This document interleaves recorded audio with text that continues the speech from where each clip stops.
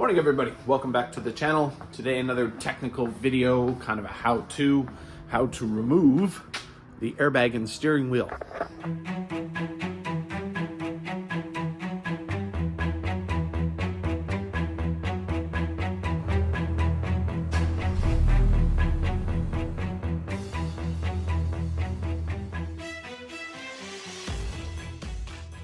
Step one, whenever working with airbags, disconnect the battery.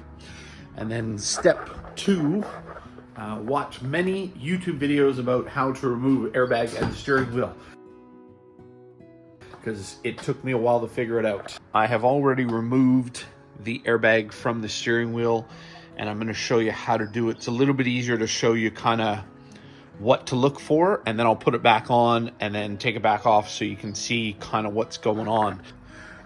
The airbag will sit in the car in that orientation. So this will be the bottom. You have to push these little pins in. Can you see that little pin there?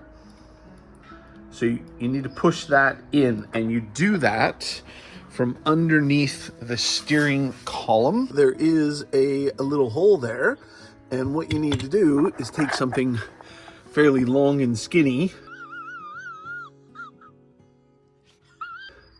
That's what she said.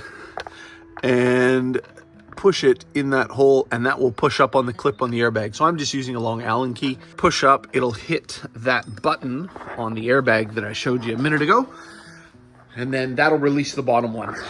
The other two are a bit trickier. You can see there's still pins. So there's one little button there, same on the other side. They are a bit trickier to get to. Okay, to get to the other two pins, to make your life easier, you can pop this cover off. Just put a little flathead screwdriver in there, or a plastic pry tool if you have it, and then you can kind of flip this up and out of the way.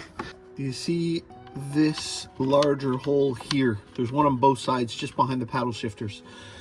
That's where you have to stick a little flathead screwdriver in there to get at that pin. You can't really see it, just kind of feel around for it. It's kind of like when you were 16 and it was dark in the bedroom. Anyways, so you got to put a flathead screwdriver in there and push that pin in. That's why I kind of showed you the airbag, so you knew kind of what you were looking for or what you were feeling for. So push that in, turn the steering wheel 90 degrees, push the other side in, and then the airbag will pop out. Once you get the airbag off, there are two connectors that plug into the back of the airbag. This black wired one is easy to get off. There's no push or pull kind of thing. It just slides right off the back of the airbag. The other one, this yellow one, is a bit trickier. There's two little orange tabs, so it sits on the airbag in that orientation right in the middle. You got to flick those two little orange tabs up and then just slowly pry it up with a flathead screwdriver. This is why it's important to have the battery disconnected so you don't accidentally ground something and deploy the bomb in your lap. Once you get the airbag off and out, it's just a 21 millimeter nut. You might have to have somebody hold the steering wheel or engage the steering lock so you can undo that, and then pull that off, and then the steering wheel will come off with a little bit of force. Make sure you've got it straight so when it goes back on, you don't have to do any sort of realignment.